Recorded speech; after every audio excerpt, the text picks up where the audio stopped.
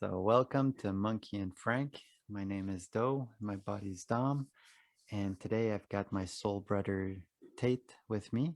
How are you doing, Tate? Good, good. How are you? I'm great. I'm great. I've been wanting to have you on this podcast for a while. I know you've got crazy knowledge about all sorts of stuff. But first, if you can, I wanted to know about your first experience with with the psychedelics, if you don't mind sharing, that is. Yeah, of course, of course. I don't know. I guess I was first introduced to psychedelics. I was just with. I was probably 17 at the time, and there's just a bunch of friends who had said that they were going to get together and try it out. So I did a little bit of research and found out just that the pros outweighed the cons, and that there wasn't too much risk to be had. So I gave it a shot, and oh, there was 5 or 6 of us. So it was a good group, and um, And but man, I mean, I felt like I walked into that feeling like I understood kind of how everything worked and kind of my place in the world, and but it quickly showed that there's a lot more that I didn't understand, I guess you could say. do you mind sharing what substance you took, or is that something you want to keep Yeah, it private? was just it was psilocybin, Psilocybin, how much did you take? Do you remember? 3.5 grams. Oh boy, that's a that's pretty big, man, for the first time. Yeah, for sure, for sure. I don't know. I think personally, I think it was a good introduction. I think it's like just jump right in, both feet. And what was your set and settings? Like, where were you? Were you just at a friend's place? What was it? Yeah, just at a friend's place, and we had a tent set up, and there's probably six. I think there's 6 of us. And were you? Um, Did you guys go all quiet and internal, or what kind of trip did you get? oh no, no, like we all oh we were fairly social. We went for walks and had chairs set up and walked around and um played some video games and just chatted and it was yeah no it was a grand old time. I mean it was definitely a recreational setting. It was quite until quite some time after until I realized that there was therapeutic value, but I definitely knew that there was a lot more there than what I believed there to be, and that um, I guess I had a profound um, want to be able to share that experience with other people. I wanted everybody to be able to have that experience. But the way you talk about it, it just sounds so positive. You didn't like, did you get any hallucination, or was the come up scary at all? Like, you just handled it like a champ? Yeah, I mean, I again like it's funny because I guess like a lot of you hear a lot more people doing a lot more research, and I guess like um, as you age, you get more risk averse or less risk averse, and you end up being more cautious. I guess just being young and I guess you can call it say young and dumb, but just went in with little expectation. Just kind of went in with idea of what to watch out for and what kind of I can expect. But yeah, it was definitely positive, but got me on a road of asking a lot of different questions that I had never really asked myself before. Of course, of course. And getting up to that point, like at 17, was your how was your life prior to that? Like, was it a did you have a good growing up? Yeah, yeah, I'm very fortunate. And your parents are still together, kind of thing? You didn't Yeah, experience divorce? Wow. yeah, I'm very fortunate. I have two parents who love each other and still do, and that's not common these days, I guess you can say. Not that it's not common, but I feel very lucky to have a stable family and Of grow up where I grew up and stuff. So of course, of course. And what about had you experienced death at this point, like from somebody really close, or you were still how was your relationship with death at 17? um, still I'm very lucky when it comes to death. I don't. I'll knock on wood, but right now I have 8 grandparents because both my parents divorced and they have all remarried, so And they're all still alive? they're all still alive. How old are you right now? 24. Oh my God, that is amazing. Yeah, you. I know, I know. Very fortunate. No, that's But good. It really shows though. Like if you take 3.5 grams for the first time and like you say you have a grand old time, was there anybody in the group that lost their shit because of their past trauma? Or was it everybody is kind of the same page in your group? um, everybody was fairly level-headed. I mean, um, I was probably the most impacted by it, but Oh, in what sense? I mean, just like it. Um, I don't know. I'd never really experienced anything like that before, and just um, I don't know. I just remember like on the come up, I just started laughing and laughing and laughing and laughing, and I couldn't stop. And it was just one of those belly laughs that just you're crying, except it lasted like 2 hours. I was just laughing and laughing and laughing. Yeah. They say when I went to Peru, that type of laughing is a type of purging. It's a Mm-hmm. type of releasing, if you have any kind of pent up energy. And yeah, that is personally, that's the best purging there is. Like that laughter Yeah. that you can't escape. I mean, you can't go wrong when it comes to that. So after that, after the mushroom trip, um, when's the next time after that that you took more psychedelics that maybe was a little bit more profound? Where did you ever took a psychedelic where you were actually looking for something or an Oh, of course, of intention? course. Yeah. Again, just the first experience was just kind of an introduction, and I really had no idea what it was. I mean, I thought it was just like going to be another experience that you try for the first time. You never really know what to expect, but um, psilocybin just opened doors that I never even thought were possible to open. um, 100%. Can you give an example? sure. I mean, it just opened up um, the whole world.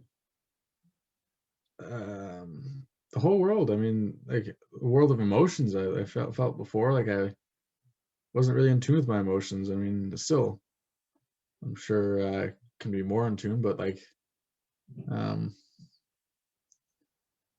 just a large part of life is emotions, and found that I was living without really connecting to anything, I guess you'd say. Of course. um And I know you told me that at one point you went to an ashram. Now, I didn't even know what an ashram was, but did you go to an ashram after that trip or was it before? yeah, that was much after. That was kind of whenever I guess you say that first trip kind of opened up a lot of questions. And I just started looking for answers myself. And I mean, the internet is an insane resource that you can use, and it's a great tool to be able to learn about things that you had no idea even existed. Well, um, same with the ashram.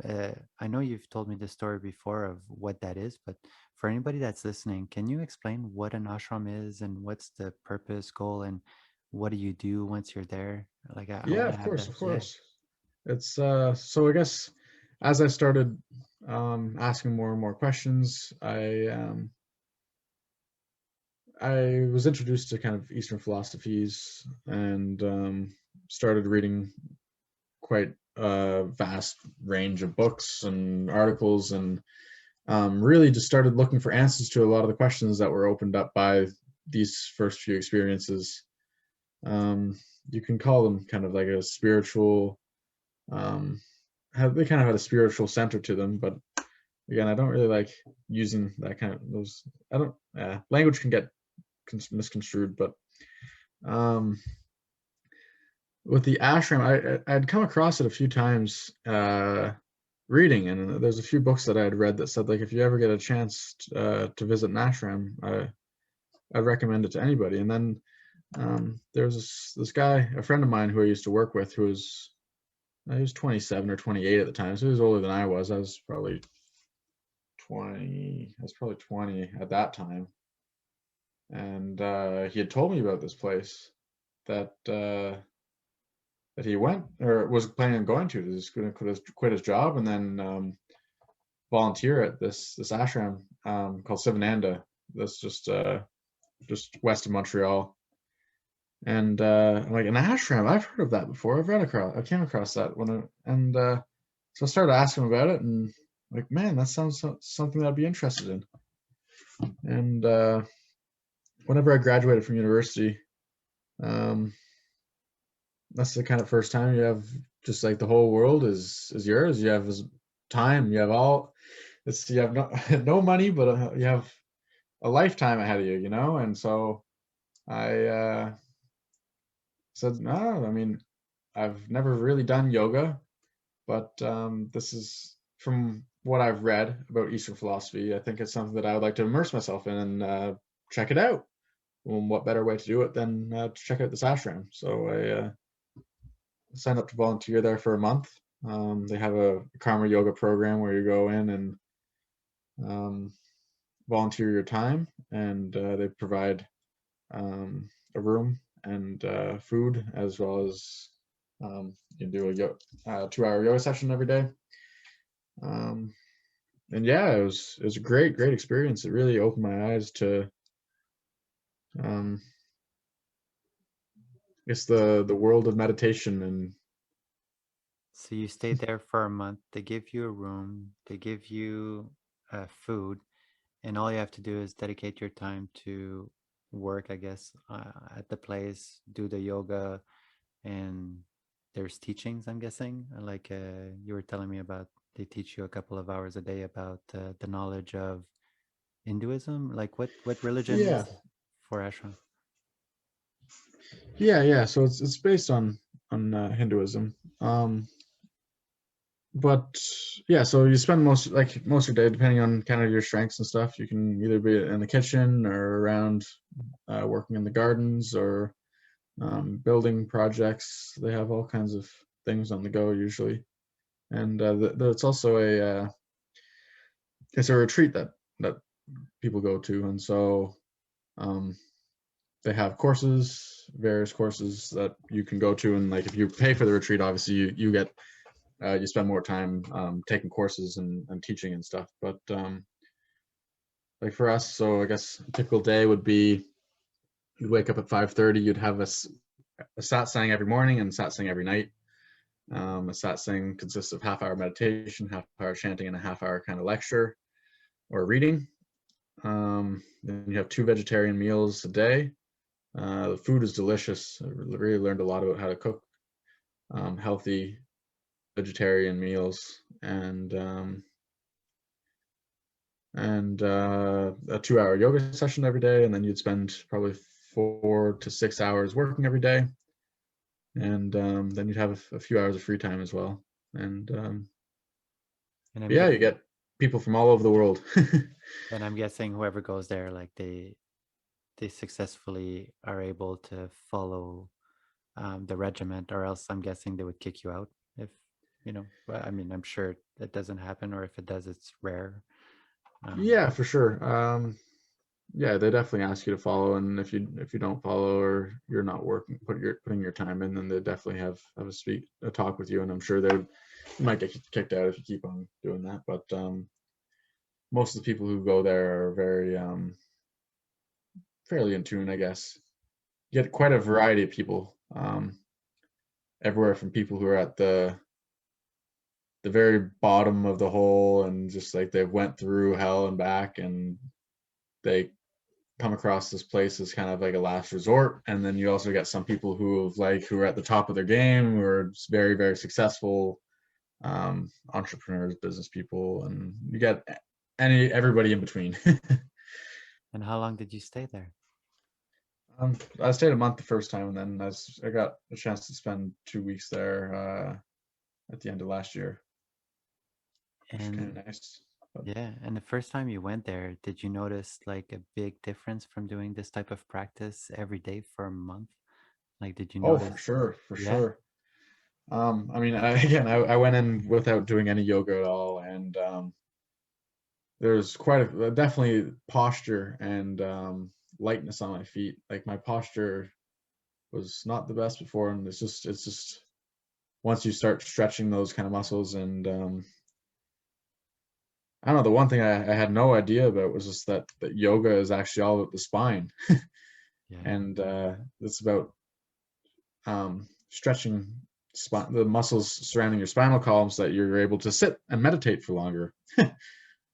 Yeah, that makes sense. Have you, I mean, personally, I'm still working towards those stretching to be able to sit in lotus position and everything. But I Mm-hmm. noticed that if I do meditate with a straight spine, like the energy that flows, like I thought it was BS, tell you the truth, until I started working on my body with this spirituality stuff that I'm doing lately, and I Mm-hmm. see a difference, like a really big difference from like when you're in a good posture on how it feels like inside your awareness, like an explosion of feelings compared to just like kind of tiredness. I don't know how else to explain it. Yeah, for sure. Um, Are you a yeah, yoga? I feel like my idea of yoga before that was just like it was almost like this women's fitness, something that women did for fitness, right? That's just kind of the idea that I had going into it. But um, I quickly realized that it's almost a science of how to live your life.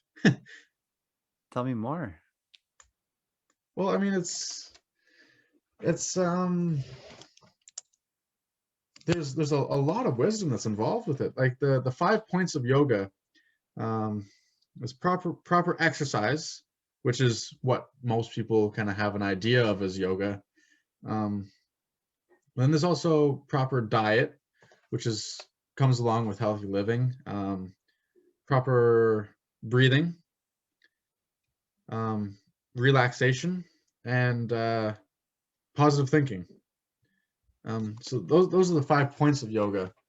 But when you look at anybody who's tried to kind of, I don't know, make a difference in their life, you realize that a lot of the problems that come up, either health wise, um, are due to those 5 reasons. Just eating better, exercising better, thinking better, like having good relationships, relaxing, making sure you have the time to be able to sit down and to enjoy life. And breathing is kind of a mechanism to be able to bring yourself um, into your body more and be able to help you meditate. Um, I had no idea that that was what yoga was about. No, of course. And since then, were you able to continue those practice on the weekly or whatever, or is you can did have you put some aside for now just because of lack of time or whatever? Yeah, I I think developing a practice is an important part of developing a spiritual practice. I think it's a very important part, but I find that I personally tend to go through phases where I sit and I'll meditate every day and I'll try to do yoga 2 or 3 times a week. And I go through phases where I don't meditate at all and I don't do yoga for months. And I don't know. I noticed that you feel it in your body, and after you come back to it, you feel the difference, and you're like, wow, I really should continue this. Yeah, well, life is kind of cyclical, For sure. to go through the feelings of discomfort or even like indulgence. It's the human experience. To do that once in a while. I feel like often, well, not often, but sometimes I feel like God's plan or the purpose of life is to sometimes go play in those, I guess, darker places so that to see the contrast, I guess, or, it feels like there is a purpose, but maybe it's just me giving myself reason to indulge once in a while. But I Of do course, of find like course. it's cyclical for sure. Yeah, yeah. You can't really have one without the other. Um, 100%.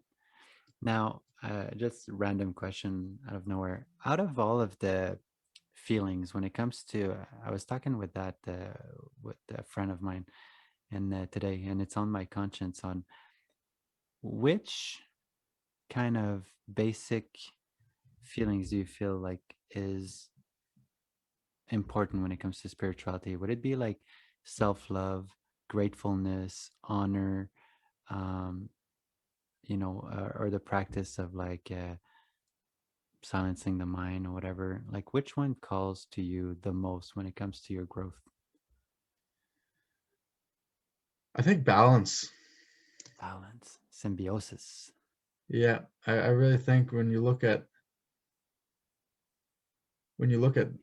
the the duality of everything, everything has two sides, and I find it's the balance is really balance between the two sides and understanding the positions of both sides, why both sides are there, um, both the benefits and the harms that come from both sides, and try to live somewhat in the middle. And as you said, there's many cycles in life, and I find that many of the cycles can bring you to either end of the spectrum. But again, it's all about trying to find that balance somewhere in the middle. Yeah, I noticed that when you say the word balance, for me, it almost comes up as like the paradox.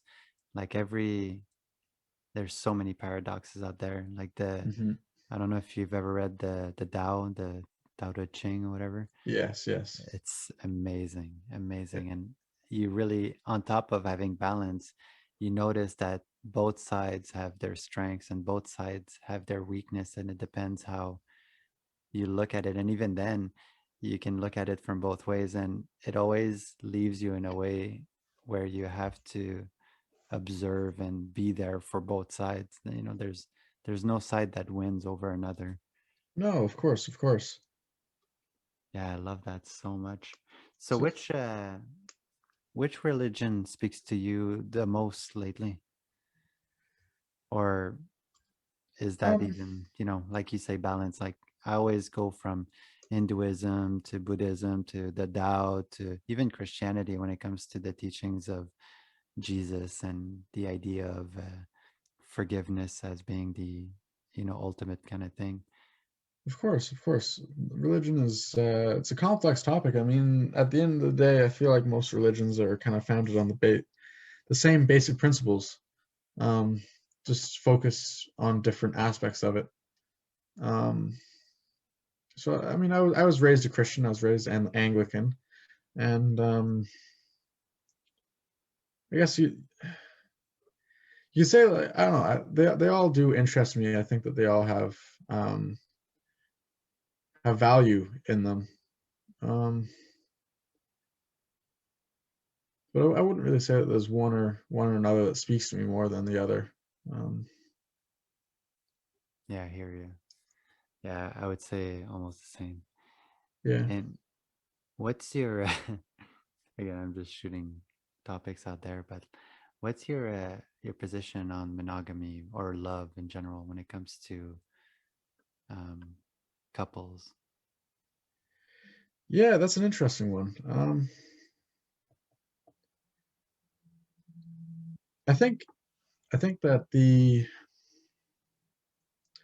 cultural norm or standard, I guess you'd say, is to kind of get married and have one partner for your entire life. Um, I feel like that has its benefits for sure.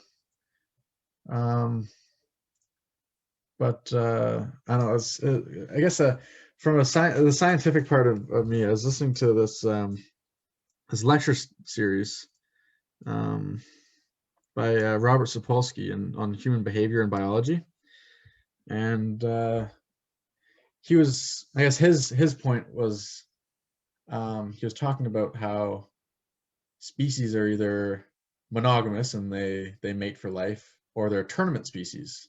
Like you can think of like a gorilla, and how one gorilla will um, have gain the right to mate with all the females. Well, there's like a few kind of stragglers who might be able to sneak in there once in a while, but for the most part, it's about a tournament, kind of winner takes all approach. Um, but and then during the lecture, he mentioned how humans are have the characteristics of both, and that we're dab in the middle from a biological point of view. This isn't from a societal or a what's right and wrong point of view, but from a biological point of view, we're somewhat right in the middle between tournament and uh, pair bonding species. And I don't know. The idea of that kind of resonates with me well.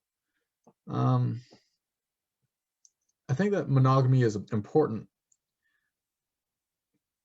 um, but that the idea of being with one person for your entire life, it doesn't have to be that way. And I think that there's a lot of depth that can come from a relationship that lasts an entire life, that you wouldn't be able to get from having shorter relationships.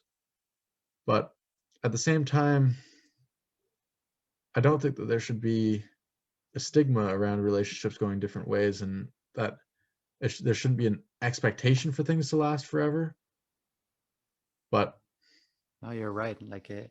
And if the stigma would be lifted, people would be more, it would be easier to say, like, hey, I'm more of this group right now. And then you would connect with people that are more of that group instead of yeah, kind of playing the game of dating and not knowing. And then because it's a stigma, often people will keep it to themselves until like 6 months in the relationship. And then it creates really animosity, uh, where if you just be open right from the beginning, saying, but I think you play that card pretty well. I think in your life where you're really honest with your partners, and yeah, you were telling me that the other day, and it really it's really honorable to have that type of courage.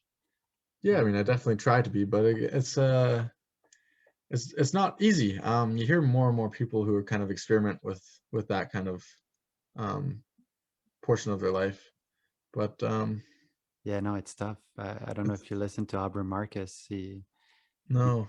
oh well, anyways, just he tried it like the polygamy, I guess, like where you you're with a partner, but then both partners have the right to sleep with other people, because of the free love aspect of the soul, I guess. Hmm. You know, and it's a really hard thing because at any point in time you have to deal with your ego. It's not, your ego is never going to go away, and to be able to surpass the ego is almost like a wishful thinking. Yeah, Yes. it's a tough one. For sure. And what you said as well about if you are monogamous, I mean, just firsthand from my experience, the you are right. Like the longer that you stay with somebody, the more things kind of reveals itself that you would have never kind of even thought of, and the depth of the love that gets created with that is it's something else. But there's also the other thing that I see when you have children. Um, for whatever reason, children, when they even think of like their parents fighting, like just the simple act of your parents fighting, it fucks their world up so much. And and then when a parent does get divorced, I hear it from so many friends that it really messes up. And I don't know if it's a DNA thing or if it's a societal thing, but like when a kid is 4 years old, they don't have the capacity to think kind of logically, right? So you just see kind of their base natural instinct kind of playing out, and they don't like that. They just like from the bottom of their soul they want both parents to be there, unless maybe both parents would be separated right from birth, but even then, like I've never tried that, but yeah, from what I see thus far, like children have they just, yeah, it seems like they want the male figure and the female figure, the male frequency or the female frequency in their lives for balance in a way. Of But course. yeah, it's a tough one for sure. Yeah, I think that having that balance, that male female balance is extremely important. And um, again, that the idea of relationships with children, the children aspect definitely complicates things. If you are, um, I think that having the separation um, between like private life and public life, I guess you'd say, with your children is um, it's important, but it's also important to be honest and Oh yeah, and 100%. be truthful. But again, like if I think it's important to kind of separate from um, arguing around children if at all possible. And Yeah, yeah. No, well, I was talking to a friend today about that, actually, about the idea of like uh you take on the traumas of your parents, you know, without, and that's kind of a, you have no choice about that. Like whatever trauma your parents have will be passed on to you because you live around them. It be through their frequency, but even like their actions, you know, the way they fight, let's say, or the way they talk to you. And what is your belief on when you do work? Let's say if you do spiritual work with the medicine or meditation or any type of work when it comes to growth, it'd be looking at your the thing that pisses you off and trying to get better at it so that you become more patient, so on and so forth.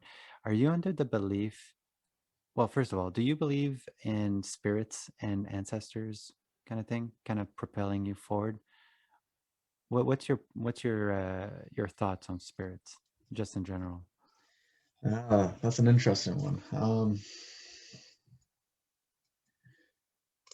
Spirits in the broad sense, or maybe in a typical sense, I feel like are something that we would like to believe in more than actually exists. Well, spirits as in the disease, as in that. Well, the other question is, do you believe in the aware, like, do you believe that your awareness will continue after death?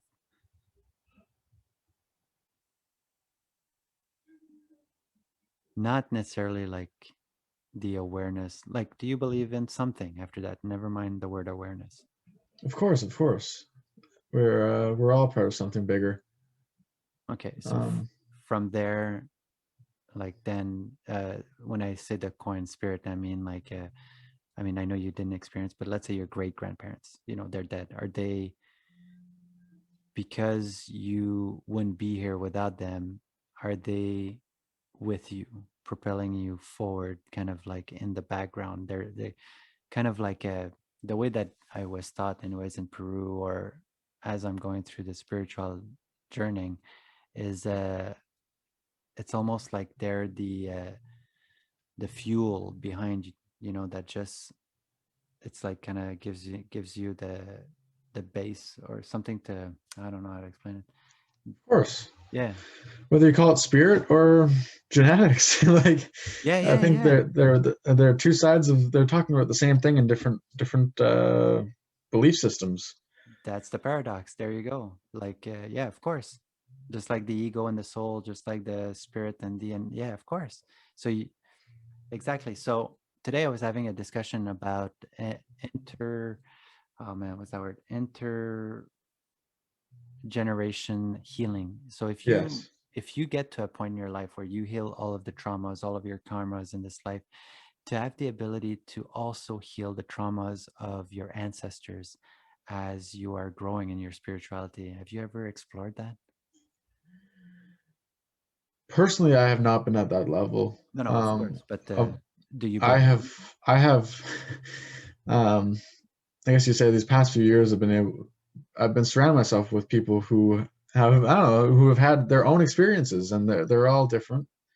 Um, I feel like I used to be much more closed-minded to these experiences, but as I've learned more and more and more, you you realize that truth um, can kind of take its own. Truth is different for everybody, and everybody has their own truth. Yes. Um, and like an example would be like a friend of mine. Um, like she went deep enough to be able to where she would be able to go live through the experience of her great grandmother being raped and how that has been passed intergenerationally along to her. And she had this feeling she didn't know, but she asked her mother about it, and her mother's like, "How did you know about that?" And it's just her feeling, you know. But it's like how can something like that just get passed on? How can you Well, just experience that if you never had any knowledge about that? well, the science says that that's been proven in mice. I mean, you seen the experiment where they do this thing, right, and then they shock the mouse, right, and they do Yes, that for yes. like a week or so, whatever, and then that mouse, or the entire group of mouse now has children, and then they test the children with that thing, and they look at how the mouse reacts, right, and their physiological symptoms, and the babies, even though they don't shock the babies, the babies have a tremendous fear of that same sound that the parents Yeah. experience. And that to me really speaks to, yeah, DNA can, like, it's almost like it has memory. But more than that, it could also be, again, the paradox of spirit, both. Both are Yes, of true, both course. both are the same. Of Uh, course, if you're a scientific minded person, then DNA is a great way to explain it. But I think I've I kind of think, moved more in the direction of a collective mind in a way. well, I kind of believe that both are true, let's Yes, say, yes. because, yeah, because you are a reflection of your spirit. Let's say you are a reflection of your true self, and that represents itself in biology. You can't, I sometimes, not that I dislike, but I get confused when people try to separate spirituality with science, because, man, like, if you are going to learn about spirituality, you have to look at science, because that's, Yes. and it's the same thing. And why not? uh, I don't know why you would close your mind to one and not the other. It makes no sense, because both has to be true for, it has to. It's way too crazy. It's way too crazy. And plus, time is relative. Just the idea that inside your own cells, like inside your own DNA, there could be an entire universe, and that's possible because of the size difference. Like, there could be an entire universe in each of your cell, and that's totally feasible, plausible. Yeah. Yeah.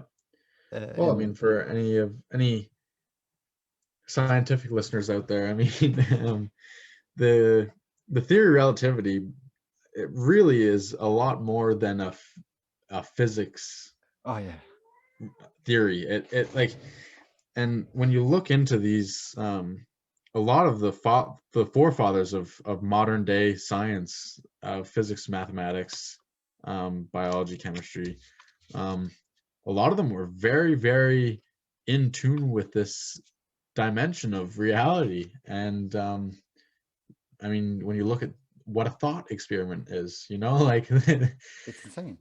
they're they're they're the same thing. They're the same thing. 100%. And I really, really, and it's also like, they call it the universal knowledge.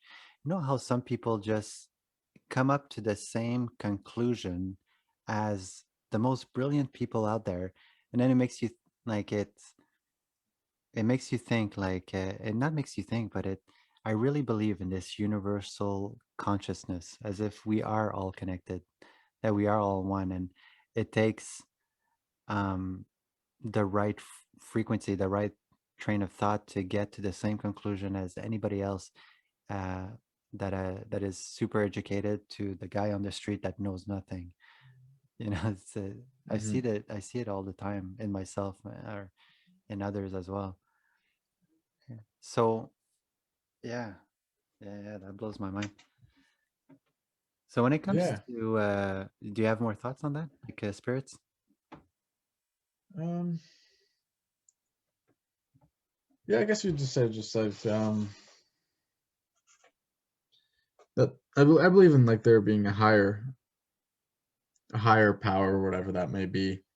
Um, I think that it's kind of naive to think that we are the top of the chain, I guess you could say. Um, I think there's a lot more that exists outside of our um, field of perception. 100%. Even with, like, the news of, that was funny during COVID. Have you heard that what was it? The Pentagon released papers about, yeah, aliens are real, and that's what we've. Nobody talks about that, but I know. there's there's actually like a what they measured, like having a spaceship that goes from 0 feet to like 10,000 feet in less than a second, that has no heat signature, no signs of propulsion, like, and they're just like, yeah, and nobody talks about that. Like Yeah, it yeah. blows my fucking mind that like obviously the idea that you can bend time and space, or that maybe there is a fifth dimension that you can travel through, or whatever the math behind it. Like we are so limited in our way of thinking, and everybody just stayed so focused on COVID. I know. Like, It blows my mind, but like the way that I like to view it as like, just compare yourself to an ant. yeah, Look at the consciousness of you and look at the consciousness of an ant, and think of, or at least from what we can perceive, yeah, the difference of consciousness. Now imagine that. Imagine you are that ant, and there's another type of being that has that same amount of the same magnitude of order bigger consciousness than you. yeah. You Uh, wouldn't even be able to perceive it. and I would, and as that alien, I would totally, like, as I totally ignored the ant. Of Like, course, you don't even know no, it's there. yeah, well, even if you do, you don't give a fuck. Like, what is it going to teach me? What is it going to provide in my life? There's nothing that the ant can. Well, I mean, that's not true. I'm sure there's, if you observe an Entertainment. ant long enough, that maybe it's going to show you a way of creating a bridge. I don't know. I'm just saying. But nonetheless, uh, yeah. So, have you ever experienced like spirits, or like in any of your trips, like what other trip have you had in the future after that mushroom trip? Because I'm curious, because that one, the laughing trip, I mean, did you have any illusions or any sense, like of course it blew your mind, but uh like I want to know more about, have you ever experienced something that is more than, like, I've never experienced personally any type of spirit, or any type of like my wife, she experienced a few times now, and she talks to me as if it's no big deal. But Yeah, when her aunt passed away, for the first 2 weeks, she's like, she's right there, like she's yeah. right here. I can feel it. I can sense her. And for her, she's experienced that a few times, and it's not like she's religious or spiritual the least. Like she's very practical, very scientific. But yet when it comes to that thing, and it blows my mind every time that, oh yeah, my aunt came into my room yesterday, as I was falling asleep or whatever. And have you ever experienced something like that? Me personally, no. I mean, but I've definitely come across people who have had that connection with, I guess you'd call the spirit world. That, but personally myself, it's nothing more than, can you call it intuition? I mean, I don't want to say like a spirit, but like definitely, um, we call it synchronicity, I guess. Yeah, Like a coincidence that's more than a coincidence. 100%. Or I what about like super extreme feelings? Have you ever experienced that? Like where you're feeling this way, and then all of a sudden, like either on the psychedelic or whatever, like you're just consumed by love or gratefulness. Yeah, of course, of course. Tell me about that. Just about being consumed by a feeling. Yeah, like on a specific trip, because that only happened to me once. Like other than like the mushroom always brings me a lot of fear, like but I always attribute that to like me going through my ego. And then after I get past that, it's just the feeling of the mushroom, which is it almost feels like all of my cells are on and expanding. But it's not like people, I've heard a lot of stories of like, oh my God, I felt such love and such gratefulness. And the only time I've experienced that was when I was in Peru, one of my ceremonies with DMT, with ayahuasca. But I'm wondering if it's an effect of just ayahuasca itself or DMT per se. Um, but yeah, like it's always been very constant, my trips, where I can predict what I'm going to feel like. You know, I've, you know, yeah, either it's suffering of fear or whatever, or going through my ego, or the feeling of being high on the mushroom, yeah. So have you ever experienced something that was kind of like um, out of the ordinary or surprising? Um, yeah, I mean, substances kind of have a tendency to kind of pull you into extreme states that you've never really been in before. You say you've never really experienced what love is until you ex- sit there and like everything is love, or you never really experienced what fear is until everything you see is fear. Um, I think that the psychedelic drugs definitely have the tendency to kind of go to the extreme ends of those. Um, but I think it's important to be able to take those extremes back and bring them back into the everyday life, and 100%. just to see everything as if it was like that important, that of that level of importance, of that magnitude. Um, I guess like you hear of a lot of um, masters, I guess you'd say, of just like saying um, like awareness and bring yourself into the present moment. I mean, being in the present moment and really, really experiencing what you are experiencing, whatever it is, whether it's sadness or loneliness or fear or love or hate or any emotion. I mean, just be present in that moment and feel it to the depth that you're able to feel it. Yeah, that's magical because when you do achieve that, no matter what the feeling is, it turns into a bliss. Yes, yeah, of course. I think that's like the one of the core things of spirituality is just being able to bring yourself into that present moment and really experience what you're experience at the depth that you're able to experience. That's amazing. Do you live your life like that every day? You can try to. I mean, yeah, Well, uh, y- to be in presence and to be aware at all time of your feelings. I mean, even when you go into an activity, it's something that's fairly feasible. Like it's of not, course, of course. yeah. I think it's So like it's a muscle, except I think that it's almost an infinite muscle, and that yes, you can experience infinite deep emotions that are much more deeper than you can ever imagine. Um, so I think as you kind of work um, that muscle to be able to experience deeper, you can go infinitely deep. and do you have But the? Oh, but continue. yeah, it's just again like I feel like the depths that I've reached are just scratching the surface. But I mean, you can read books of people who have went deep. Yeah. What's your? Do you have a favorite practice when it comes to breath work? um, Not in particular.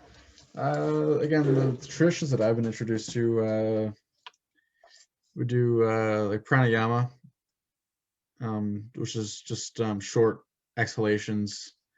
Um, Typically, I do three. Like it would be kind of part of yoga practice or part. I like to do it before meditation as well. I've found that it allows me to calm my mind much quicker and to go much deeper. Um, Can you explain it? yeah, you just do short, deep exhalations.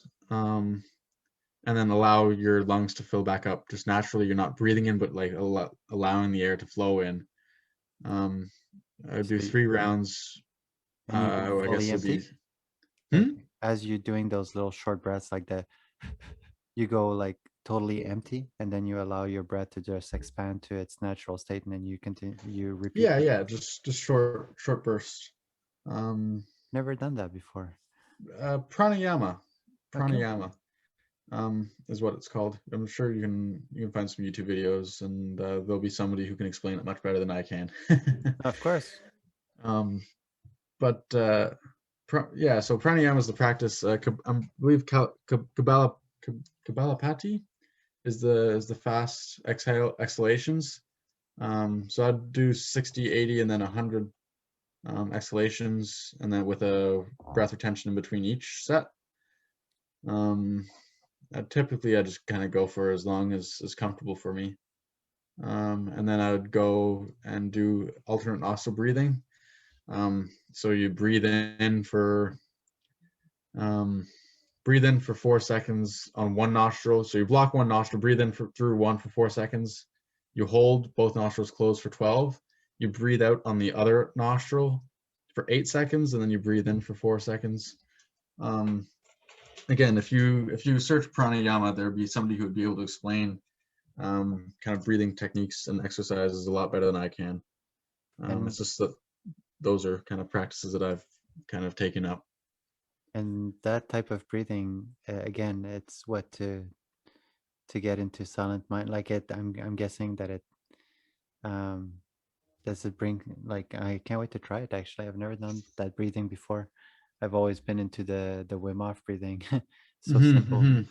But prana yoga, like, do you get into like higher consciousness of a state of minds as you do that practice? Because I'm guessing like you're activating your left brain, your right brain, stuff like that by breathing Yeah, well, through each that's nostril. exactly what the idea behind it is. Again, I'm not sure how scientific it is or how proven it is, but Yeah. just that the practice that I've kind of been introduced to is believes that, and I believe that those people have spent a lot more time exploring these kind of spaces than we have.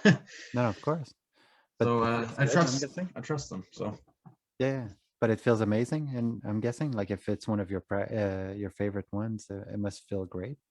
yeah, yeah, the alternate nostril. So the idea is that like the fast exhalations um allow like kind of intake a lot of prana. That's why they call it pranayama. You're intaking energy. Um, the same idea as the holotropic breath work. Whenever you are constantly breathing out or constantly heavily breathing for long periods of time, you can enter these kind of psychedelic states.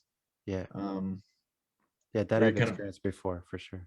yes, yeah. So you kind of overwhelm yourself. So the pranayama is just like very or I guess the Kapalapati, the short breathing is short periods of that where you intake a lot of energy, and then the alternate nostril breathing, you are able to kind of integrate that energy in a balanced form where it's not your left or right nostril breathing.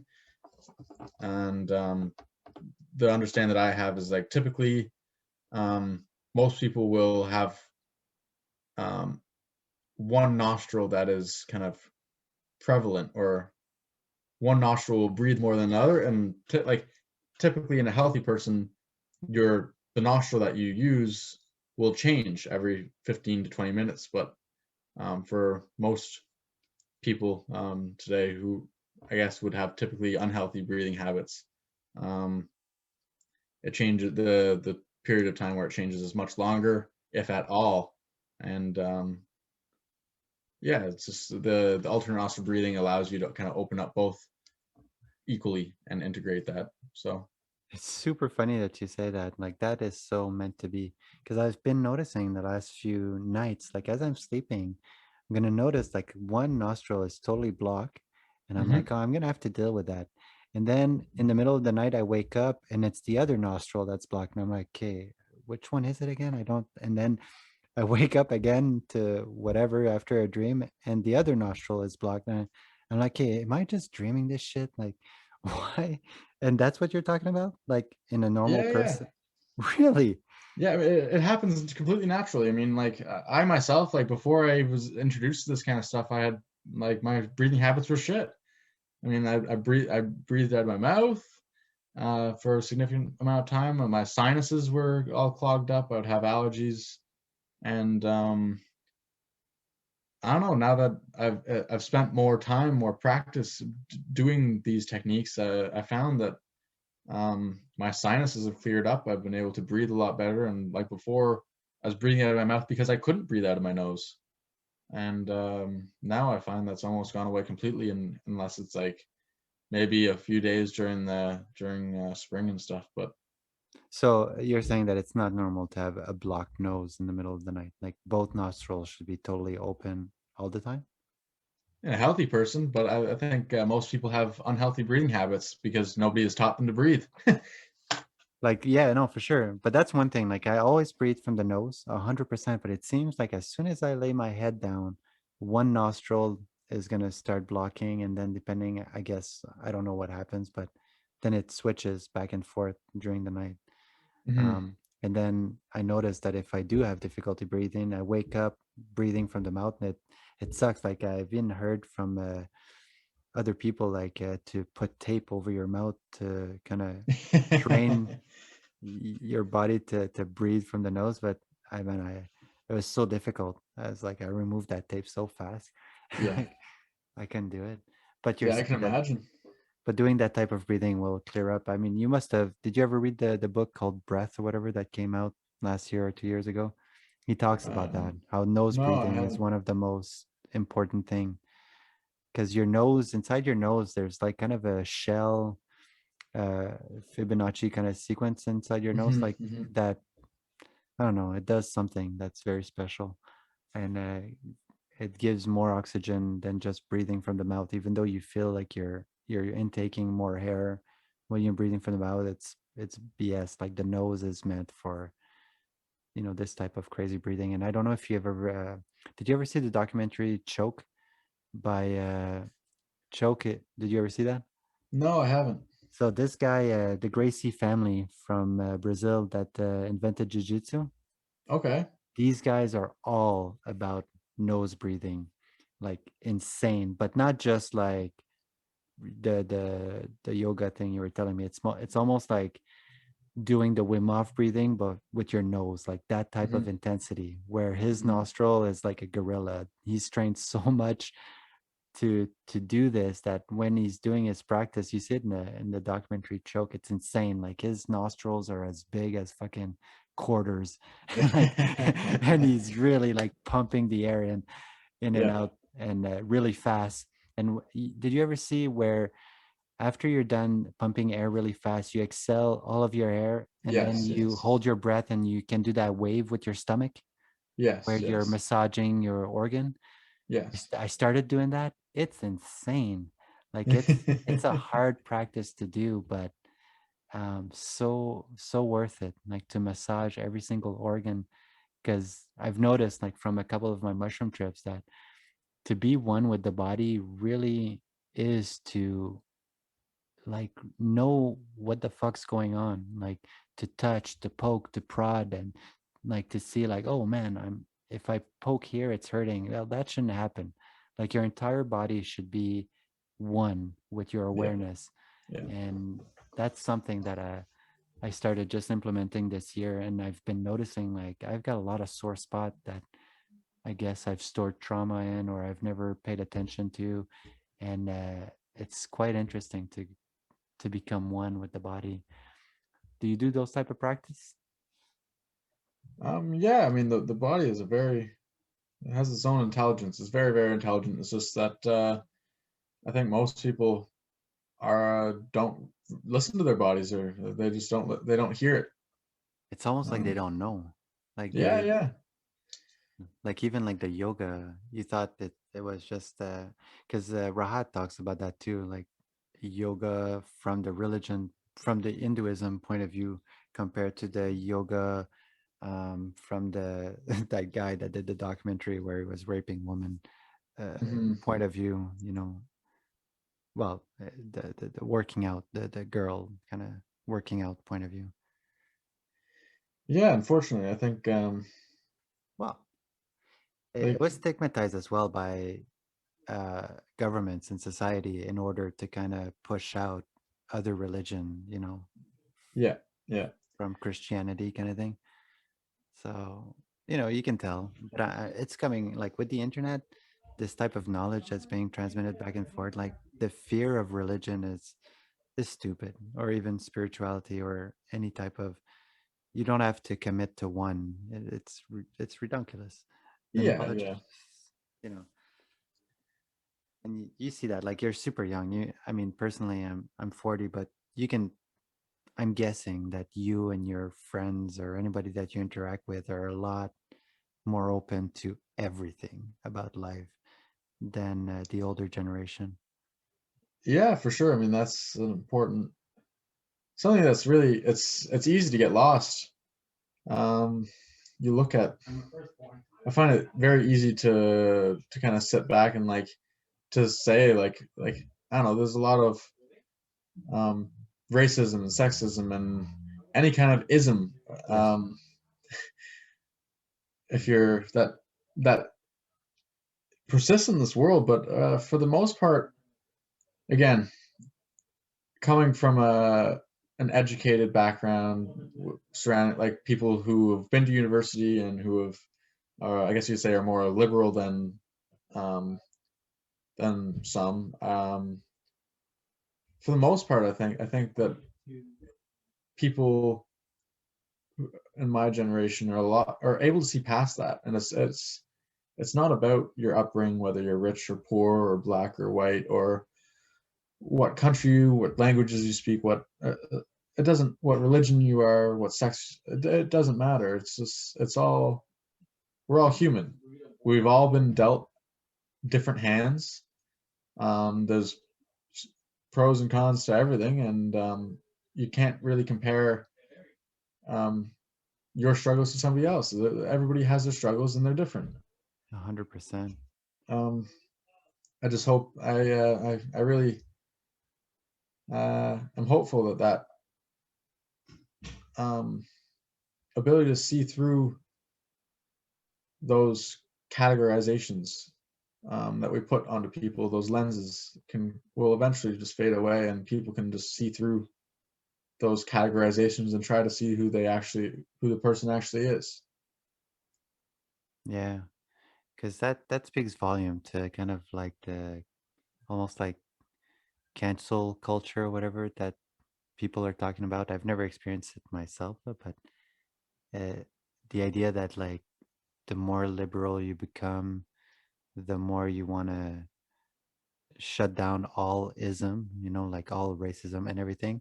But by doing that, you're shutting down speech, Yeah, and that's confusing to me. I always wonder, like, are they doing that because of a lack of self-love, or is it really something good, to shut down uh, speech? Like, hey, let's say you have somebody that has a different opinion and he's an asshole and he's spewing bullshit. Does that person have the right to speak, or do you turn it on him, like saying you're a motherfucking racist, and even if he is, and then you don't deserve to talk, or you don't deserve a platform? That one's confusing to me. It's uh it's like, have you seen that video of that Asian dude that got beat up in the subway in New York or whatever? Eh, yeah, yeah, that one was confusing to me because when I grew up, I don't think you've ever experienced that, but when I grew up, there was a lot of fights, in high school before before phones, before internet, where if two guys had two different opinions, often, and they would be assholes, or like either like both of them in a way. Um, Sometimes they would fight, right, to kind of to just of course, of yeah, course.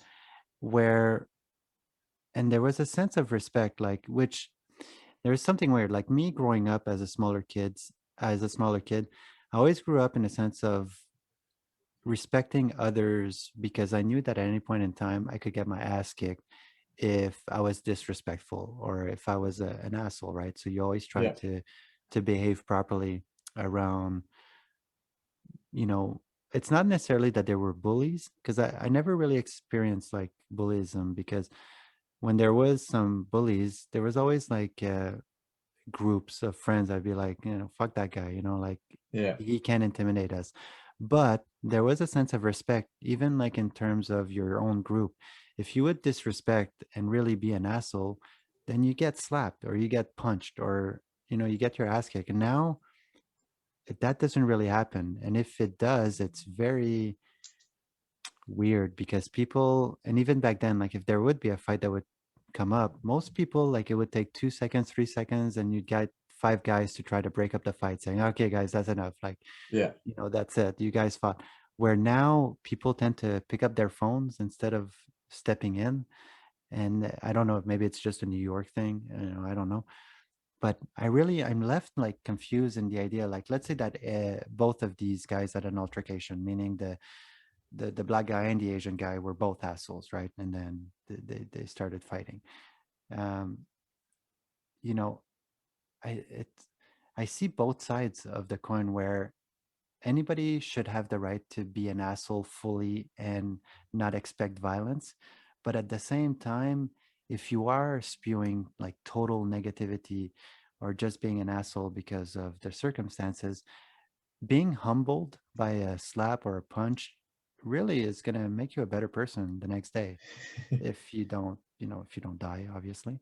um so what's your thought on that? Like, I'm completely confused on, I'm sure there's no right answer, but I Yeah, don't I know. think I think there's a lot of people who a punch in the face would go a long way. Yeah. um, yeah, I mean, you're completely right. I'm not sure if it's a generational thing or if it's more of a culture, not a culture, but like a Technological slash um I don't even know what like, it is. I don't know. I don't know. Well, Because I mean, I'm like, I have friends who went to like a school and there was a fight every single week. And I mean, in my school, we had like one or two fights in our entirety of high school. right. And like, I don't know, there's definitely some people who one punch in the face would teach them very, very valuable lessons that I think they'll be able to take throughout their life, and they didn't get that. Well, Um, like even the one, like when I'm driving, and that I was a total douchebag for such a long time, but for whatever reason, when I'm driving behind this, like I'm behind the wheel, I feel safe. So I behaved like a total jerk for years, like since 16 to, I don't know, like a few years, I don't know, a year and a half ago before I went to Peru, hmm. of me being impatient, me being like, God damn, get out of my fucking way. You don't even, like, why are you there? Why do you even drive if you're so slow or if you're so scared? Like, I didn't even allow other people to feel their own feeling, because if they would slow me down. And I felt like a sense of entitlement and courage because of, like, I felt safe behind my car, or people feel safe behind the computer, and uh, become like trolls or whatever, and can be total assholes. And the practice of being an asshole on the daily, be on the computer or behind the car, I'm realizing now that it took a lot of fucking spiritual work, or even like fucking physical work, to get out of that mindset of being an asshole. Mhm. And one punch in the face, let's say I would have cut somebody off, and I would have, one punch in the face would have totally like say, all right, you know, I would have learned my lesson a lot quicker than, which is not a bad thing or a good thing. But to say like these type of little practices of being an asshole here and there when you're feeling safe is such a bad habit. And like, and people don't talk about that enough. I feel of the what happens when a human feels safe, like like just in biology, like straight up. It's weird how, if I look at my children as well, like I can point to like my daughter when she feels safe, right, in the house, and when she takes a toy from her brother and she thinks that we're not looking, like she's a complete jerk, and she does it because she feels safe. You know, the brother never pushed her. He's only 2 years old. She has the power over him. And yet she's a nice person. Like she's Hmm. a good person. But naturally, humans have a tendency to do asshole behavior that's going to give them an advantage Yeah, in life. yeah, yeah. I mean, I think I feel that there's more and more of a disconnect between somebody's like between reality. You can like with technology, you can almost disassociate yourself from that punch in the face, Yeah. and that people. I think I've said how people, every single person is entitled to their own view, and that.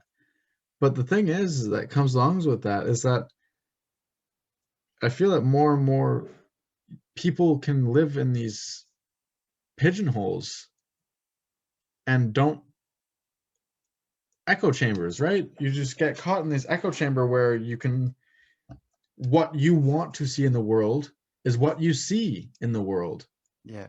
and you don't get that punch in the face to get you out of that what you think and pull you back into reality. But it's that reality is what you make of it, what you look for, and And often what you look for is what you find. yeah. And that's so spiritual on its own because Mm-hmm. that's so it's biology and so spiritual. And the other 100%.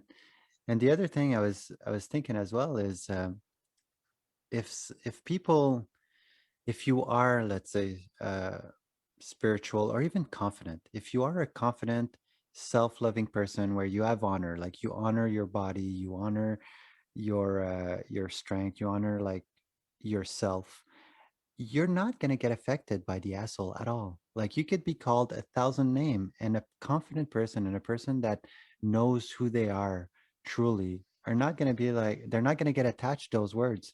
You know, like, oh, you're calling me a dick. Now I know I'm not a dick. Like I don't even have to talk to you. You're not even worth my time. And they would just turn around and walk away.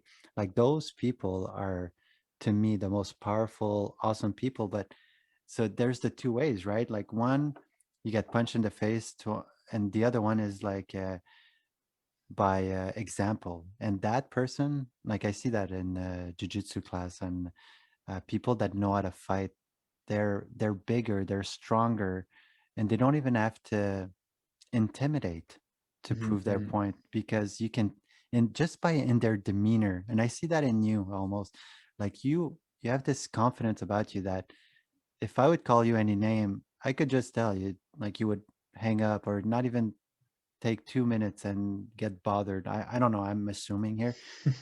But I'm just saying, like there's many ways to look at it as well. And but those person like that really, like if you teach as well society, like, hey, know who you are, you know, get in touch with your inner self, just like you were talking with the yoga practice or any type of practices. The more you know yourself, the more that any type of negativity will just roll down your shoulders, as if it's not even going to affect you, it's not even Mm-hmm. going to touch you. Mm-hmm. Well, it's you hear. I mean, I guess the things that come along with it is it's almost like with the ability to allow the negative experiences to roll off you, it's also the positive experiences. It's also important not to latch onto those either. 100%. But those are more difficult not to latch onto. But it's definitely important.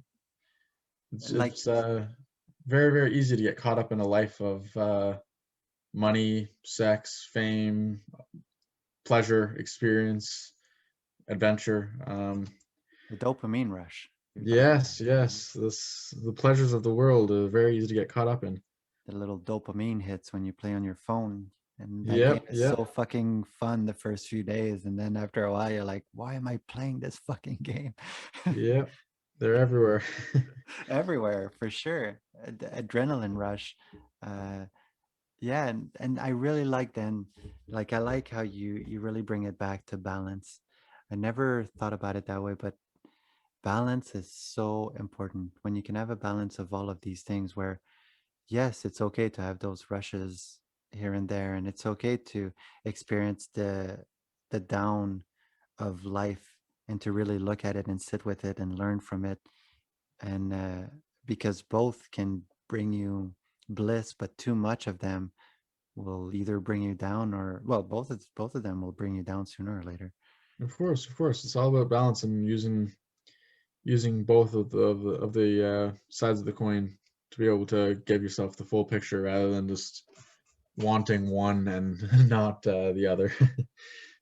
Yeah, that's really cool, man. Like, you're a very stable person. I really appreciate your presence. Like every time that I think of you, it's a cool awareness to know you as a friend and to just be able to talk to you. It's really, really cool, man. Thank you so much. Yeah, no, it's a nice compliment. I'm glad I've met you as well. Um, 100%. So do you have any more to say about this conversation tonight? no, no, I'm just glad I got to chat, and it was a cool first podcast experience. I've never had a podcast before, so That's I've been cool, on a man. podcast, so I love it. I really, really do. Like you have yeah, this, yeah. you have really, like I said, this sense of calmness about you is so cool. Like every time I talk to you, it's like, God damn, this guy is 24 years old and he's got the wisdom of like an 80-year-old and a 24 at the same time. Like you're just empowering all of these by your did your were your parents spiritual or did it's really like your journey like right now? Yeah, yeah. As far as I know, they're not. Yeah. That is Um, crazy. And the fact that you didn't experience that yet, or it's yeah, I'm curious. Like, do you think a little bit about that? Because of course it's gonna come sooner or later. Like even when you said knock on wood, I was like, you know, well, I mean, like that's the thing is like, um, I could say that I've experienced death through psychedelic experiences. I mean, where you oh feel yeah, like that's it. So I mean, I like to tell myself that like that I can understand that I'm kind of not past death, but like and see death as not something to be afraid of, and that really it's a natural part of life, and that um, every beginning needs an end, and everything will come to an end at some point. And without again, it's accepting both sides of the coin. If you don't want to accept death, then you don't get to accept life. yeah, yeah. um, And I can tell as well that no matter what feelings is gonna come your way when you do experience whatever in your life, could be death or it be that you're gonna look at it, that you're not gonna run away from it, and you're gonna cry, you're gonna do it, like you're gonna go through it, and that's something that you bring me a lot of encouragement. Like how do I say? Like you inspire me to really look at all, with like you say, like yes, of course it's life, of course it's sacred, like that. The way you talk, it's like yes, of course. I love it so much. hey, well, thank you. You inspire me as well. It's I don't know. I could say like I guess I couldn't say that I've been on the path for like 6 or 7 years now, but like I've definitely been working at it for quite some time. And to meet somebody like you who's just kind of came from a normal life and then all of a sudden just had these experiences and just completely have changed your entire life around is it's in such a short period of time is inspiring as well. Thank you, my And friend. I think it shows that really the sky is the limit, and that people can make these transformations, these personal transformations, in shorter and shorter amounts of time. And Yeah, man, just the future is that's what really um, it's exciting. I'm it's smiling very ears to exciting. ears. I'm smiling ear to ear right now. So thank you so much. I It's appreciate very that. exciting. Well, thank you for coming on the podcast, man. I appreciate that. Yeah, thanks for having me. I'll be sure to keep on listening. All right, pleasure. Monkey and Frank, my friend. Monkey and Frank. See Have ya. a good night. Good night.